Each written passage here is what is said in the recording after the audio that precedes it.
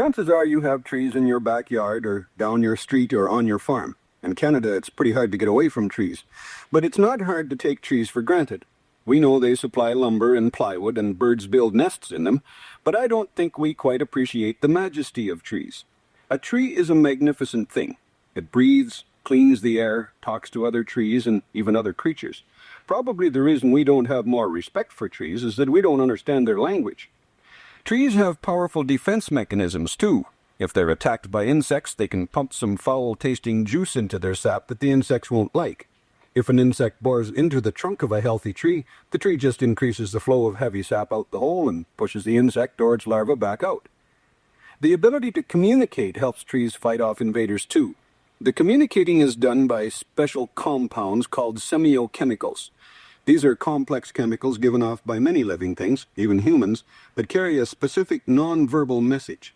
An example in humans is the male sex hormone, given off in tiny amounts in sweat, which women find sexually attractive, though usually in a subtle way they're not even aware of. Trees use tiny amounts of certain chemicals too. Let's say a pine tree gets attacked by pine bark beetles. Well, the first thing it does is start pumping yucky-tasting juice into its vascular system to discourage the attackers. Then it sends a chemical message through the air to its neighbors, warning them that it's under attack and they better gear up their defense systems too. But it doesn't stop there. The tree wafts another chemical message into the air to the predators that like to eat pine bark beetles. And the message says, lunch is over here. A tree is a whole community. Millions of creatures depend on it for survival. Everything from microbes to insects to birds. Trees can do amazing things, too. The best man-made suction pump on the market, for instance, can lift water about 32 feet, but tall trees can lift their sap more than 250 feet. We depend on trees more than we think.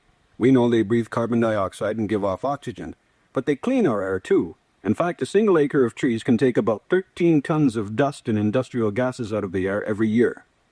There are a lot of things trees do for us that we don't know about. Tree ring cores from the ancient bristlecone pines in California can tell us what the climate was like thousands of years ago. The closer the rings are together, the drier the weather was. Dr. Ken Higginbottom at the University of Alberta did some research a few years ago that showed as the carbon dioxide level in the air increases from all the fossil fuels we're burning, trees start growing faster and use up more. There are a lot of products we take from trees that most of us don't know about either.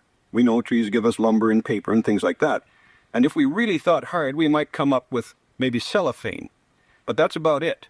Well, the truth is we get more than 5,000 different products from trees. Everything from shatterproof glass to wood alcohol to adhesives. Trees can even be used for cattle feed. We wear trees in the form of rayon clothing. Now, these are all good reasons to appreciate trees and encourage our politicians and forestry people to take good care of what we have. But an even better reason to look after our trees is that they make up forests. And forests are important. They're home to millions of wild creatures. They modify the weather, conserve and distribute water, and perhaps, just as important, provide us with incredible beauty that brings joy and peace to our souls. Since it's National Forest Week, maybe this would be a good time to go and give your favorite tree a hug, or at least tell it you appreciate it, even if it's a potted one in your living room. I'm Noel McNaughton.